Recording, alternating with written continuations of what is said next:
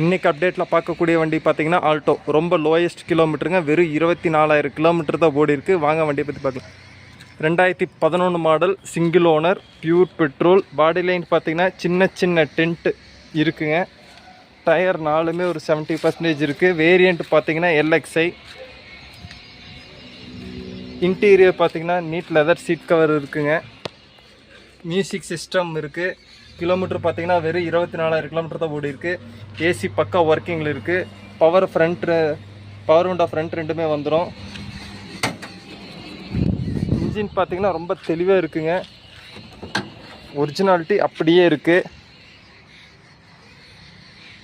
அது இந்த வண்டிக்கு கோட் பண்ணக்கூடிய ப்ரைஸ் பார்த்திங்கன்னா 2,40,000 ரூபா.